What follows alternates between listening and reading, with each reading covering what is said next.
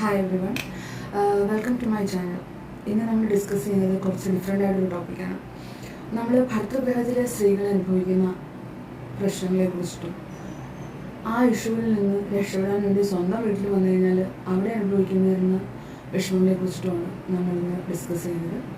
അപ്പം ഈ ഒരു വാർത്തയെക്കുറിച്ച് കൂടുതലായിട്ട് ഞാൻ അറിഞ്ഞത് മറുനാടനിലൂടെയാണ്. മറ്റ് മെയിൻ സ്ട്രീം മീഡിയാസൊന്നും ഇതിനെ അത്ര ഇമ്പോർട്ടൻസ് നോക്കി കവർ ചെയ്തിട്ടില്ല. സോ ഇതിൻ്റെ എല്ലാ ന്യൂസ് അപ്ഡേറ്റ്സും ഞാൻ അറിഞ്ഞത് മറുനാടൻ വഴിയാണ്. അപ്പോൾ ഞാൻ മറുനാടൻ്റെ ഒരു സ്ഥിരം പ്രേക്ഷകൻ കൂടിയാണ്. ഇതിൽ എൻ്റെ കുറച്ച് അഭിപ്രായങ്ങൾ മുന്നോട്ട് വെക്കാനാണ് ഞാൻ വന്നത്. Okay, so let's get into the video. നമസ്കാരം. വിവാഹ ജീവിതം ഒരു പ്രതീക്ഷയാണ്. ചിലപ്പോൾ ശരിയാവും, ചിലപ്പോൾ ശരിയാവില്ല. ശരിയാവാതെ പോകുന്നതിന്റെ കാരണം ഒരാളാവണമെന്നില്ല. രണ്ടു കൂട്ടർക്കും അതിന് ഉത്തരവാദിത്വം ഉണ്ടാവാം. രണ്ടുപേരും പരസ്പരം മനസ്സിലാക്കി അവരവരുടെ സ്പേസ് കൊടുത്തില്ലെങ്കിൽ അനാവശ്യമായ സംശയങ്ങളും അനാവശ്യമായ അടിച്ചേൽപ്പിക്കലുകളും ഉണ്ടായാൽ കുടുംബജീവിതം തകർന്നു പോകും. രണ്ടുപേരും രണ്ട് വ്യത്യസ്തമായ വ്യക്തികളാണ്. അവർക്ക് രണ്ടുപേർക്കും അവരുടേതായ സ്പേസ് ഉണ്ട്.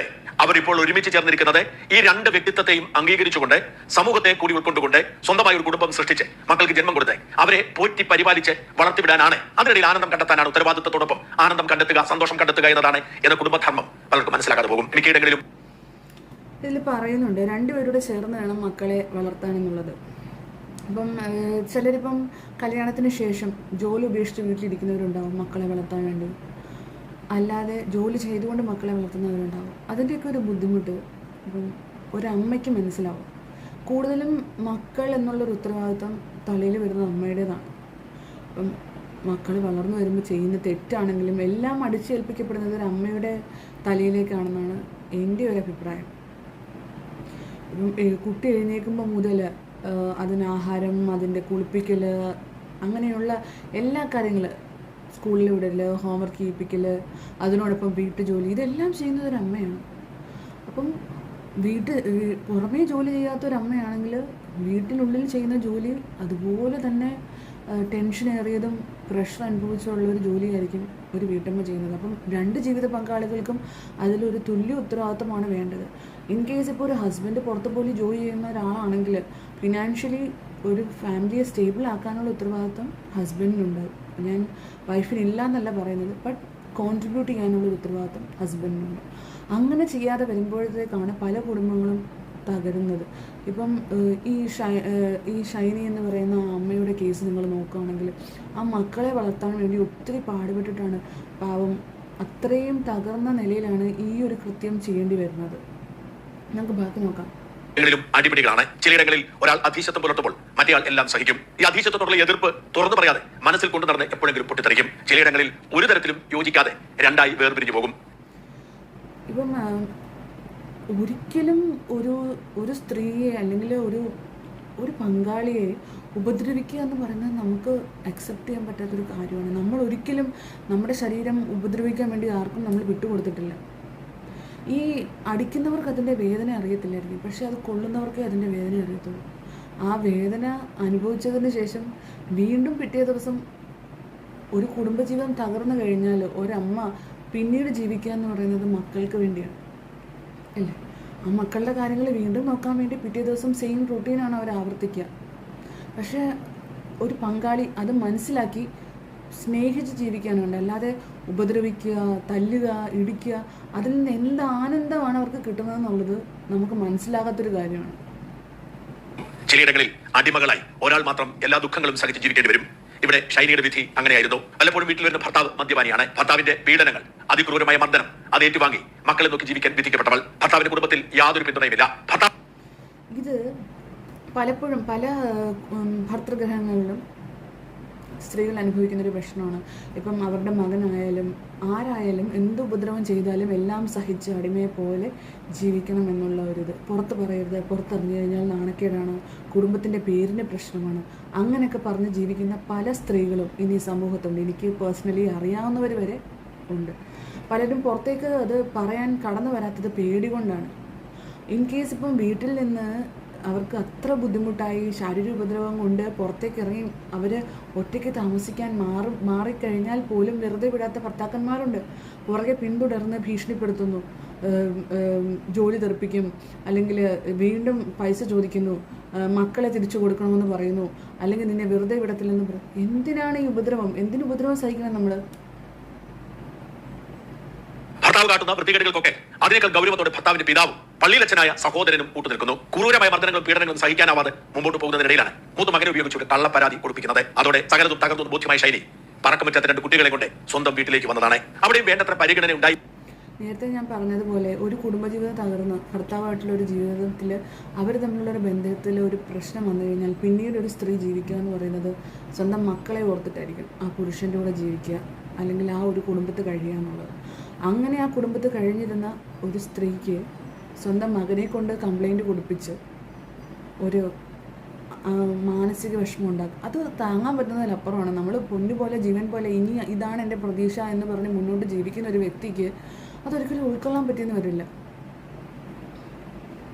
ഉണ്ടായിരുന്നില്ല എന്നതാണ് വാസ്തവം. പിന്നെ ഇതിലിപ്പോൾ ഞാൻ പറയുന്നത് ഭർത്താവിൻ്റെ കംപ്ലൈൻറ്റ് മാത്രമല്ല. സത്യം പറഞ്ഞു കഴിഞ്ഞാൽ ഭർത്താവ് പീഡിപ്പിച്ചു, ശാരീരികമായി ഉപദ്രവിച്ചു, ഭർത്തൃ വീട്ടുകാർ അതുപോലെ തന്നെ മാനസികമായും എല്ലാം ഉപദ്രവിച്ചതിന് ശേഷവും ആ അമ്മ മക്കളെയും കൊണ്ട് ജീവിക്കാൻ തീരുമാനിച്ചതിനൊരു ഉദാഹരണമാണല്ലോ. പലയിടങ്ങളിൽ പോയി ജോലിക്ക് വേണ്ടിയിട്ട് അപേക്ഷിച്ചു, കിട്ടിയില്ല. ഗ്യാപ്പ് വന്നതിന് ശേഷം ജോലിക്ക് അപ്ലൈ ചെയ്തിട്ട് കിട്ടിയില്ല. ഈവൻ UK പോകാൻ തീരുമാനിച്ചു, പക്ഷേ അതും നടന്നില്ല. അതിനും പല കാരണങ്ങൾ പറയുന്നുണ്ട്. ഒരു അച്ഛൻ്റെ കാര്യങ്ങൾ പറയുന്നുണ്ട്. അങ്ങനെ പലരും കൈയൊഴിഞ്ഞിട്ടും സ്വന്തമായി കോഴി വളർത്തി, അല്ലെങ്കിൽ പന്നി വളർത്തി, മീൻ വളർത്തി ഒക്കെ ആ അമ്മ മുന്നോട്ട് നീങ്ങാൻ പോയിരുന്നു. പക്ഷേ ഞാനൊരു കാര്യം പറയുന്നത്, ഇങ്ങനെ ഫാമിലിയിൽ ഒരു ഹസ്ബൻഡിൻ്റെ വീട്ടിൽ ഇഷ്യൂ ഉണ്ടായി, വീട്ടിലേക്ക് വരുന്ന മക്കളെ 2 കൈ നീട്ടി സ്വീകരിക്കാനായിട്ട് നല്ല സപ്പോർട്ട് കൊടുക്കാൻ അച്ഛനും അമ്മയും തയ്യാറാണെങ്കിൽ, അവരുടെ സ്വന്തം അച്ഛനും അമ്മയും തയ്യാറാണെങ്കിൽ ഇത്രയും മാനസിക സമ്മർദ്ദം വലിയൊരു ഇഷ്യൂ ആ പെൺകുട്ടിക്ക് ഉണ്ടാകും എന്നെനിക്ക് തോന്നുന്നില്ല. കാര്യം കെട്ടിച്ച് വിട്ട ഉടനെ ഉത്തരവാദിത്വം കഴിഞ്ഞു എന്ന് പറഞ്ഞ് നടക്കുന്ന പേരൻസും ഉണ്ട്. ഇൻ കേസ് ഞാൻ ഈ മറുനാടലിലൂടെ തന്നെ അവരുടെ ഇൻ്റർവ്യൂവിൽ ഞാൻ കണ്ടിരുന്നു. അവരുടെ റിപ്പോർട്ടർ ചെന്ന് ഈ ഷൈനി എന്ന അമ്മയുടെ അച്ഛൻ്റെ അടുത്ത് മകളുടെ മരണത്തെക്കുറിച്ച് സംസാരിക്കുമ്പോൾ പുള്ളിയുടെ മുഖത്ത് എനിക്ക് ദുഃഖങ്ങളൊന്നും കാണാൻ സാധിച്ചില്ല. പുള്ളി ഇൻ്റർവ്യൂ പറയുന്നത് ഭയങ്കര കൂളായിട്ടാണ്. ഈവൻ ഈ ന്യൂസ് കേട്ട് ഇട്ടുള്ള നമുക്കുള്ള വിഷമം പോലും പുള്ളിയുടെ മുഖത്ത് എനിക്ക് കാണാൻ പറ്റിയില്ല. ആ ഒരു ഇൻ്റർവ്യൂ നിങ്ങൾ കണ്ടിരുന്നോ? നമുക്കൊന്ന് കണ്ടു നോക്കാം.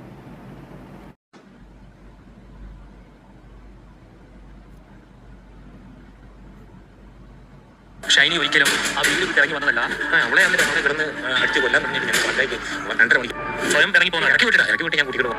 ഷൈനി തീർന്ന ശേഷി ഇല്ലാന്ന് തന്നെ അവരെ കൊണ്ട് ഇവിടെ പേരിലെടുത്തിട്ട് അവൻ നോമിനിയായിട്ട് തോന്നി പറഞ്ഞത് 3 ലക്ഷം രൂപ അവിടെ എടുത്ത് ഈ വീട്ടിൽ കൊണ്ട്. ഓക്കെ, ഇതിൽ ഷൈനി എന്ന് പറയുന്ന ആ അമ്മയുടെ ഫാദർ പറയുന്നത് പ്രതികരണശേഷി ഇല്ലാത്തൊരു വ്യക്തിയായിരുന്നു ഷൈനി എന്നുള്ളതാണ്. അതുപോലെ ഷൈനിയെ ഇറക്കി വിട്ടതിന് ശേഷം അവർ വന്ന് കൂട്ടിക്കൊണ്ടുവന്നു എന്നുള്ളതാണ്. ഓക്കെ, ഇത് നിങ്ങളിവിടെ നോട്ട് ചെയ്യുക. ഇതിന് ശേഷം അദ്ദേഹം പറയുന്ന ഒരു കാര്യമുണ്ട്. ഷൈനി എന്ന് പറയുന്ന ആ വ്യക്തി വീട്ടിൽ നിന്നിറങ്ങി പുള്ളിയുടെ അനിയനാണെന്ന് തോന്നുന്നു, പുള്ളിയുടെ അനിയൻ്റെ ആരുടെയോ വീടിൻ്റെ വാതിക്കൽ നിൽക്കുന്നത് മറ്റാരോ പറഞ്ഞ് അറിഞ്ഞതിന് ശേഷമാണ് ഇവർ വന്ന് കൂട്ടിക്കൊണ്ടു പോകുന്നത്.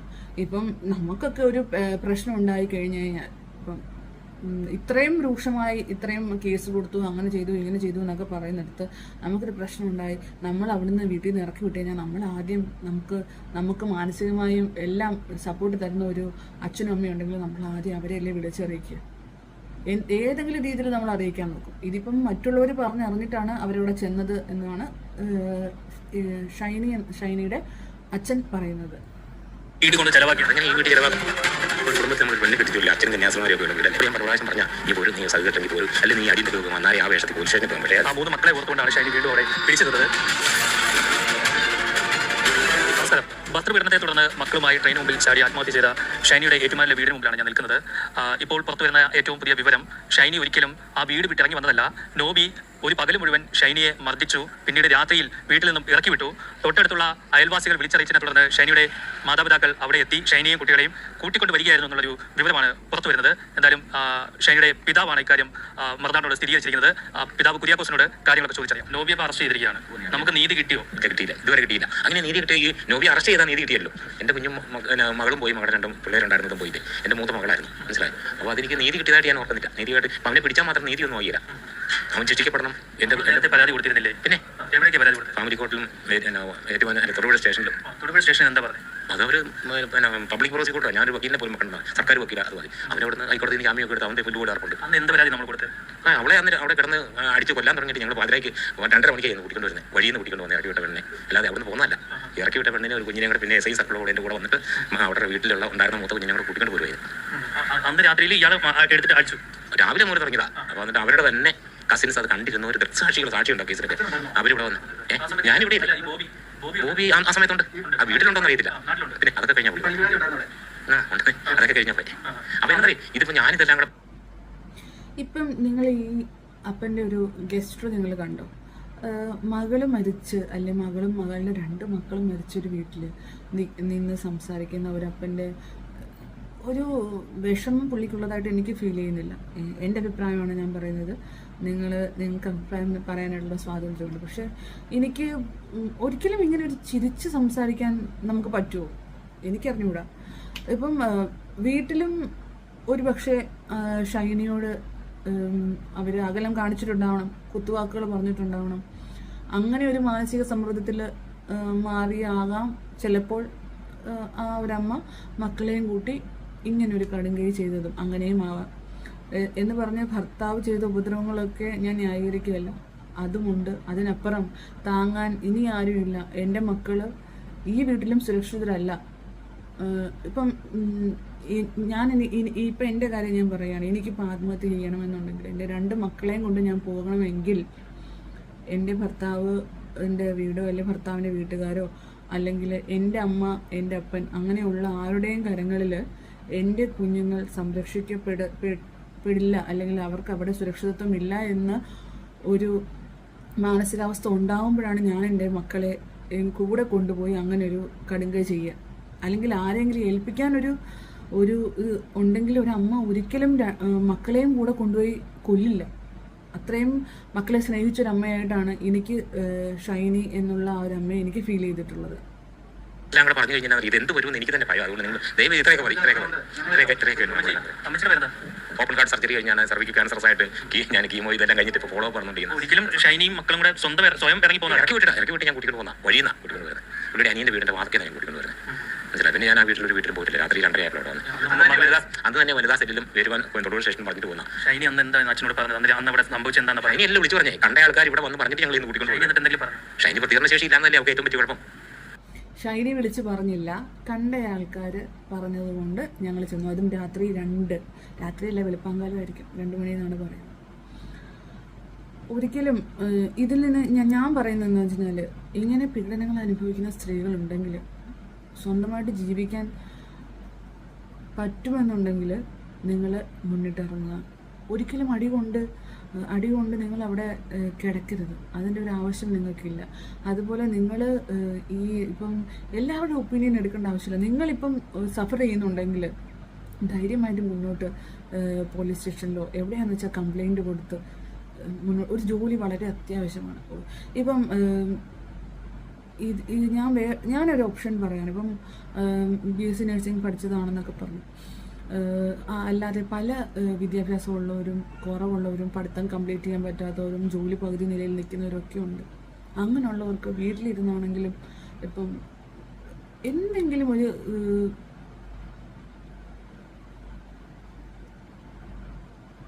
എന്താ പറയാം, എനിക്ക് വിഷമമുണ്ട് ഈ കാര്യത്തിൽ. എനിക്ക് നല്ല വിഷമമുണ്ട്. പക്ഷെ ആ വിഷമം പോലും പുള്ളിക്കാരിക്ക് വേണ്ടപ്പെട്ട ആൾക്കാരുടെ മുഖത്ത് കാണുന്നില്ല. Thank you guys. Thanks for watching.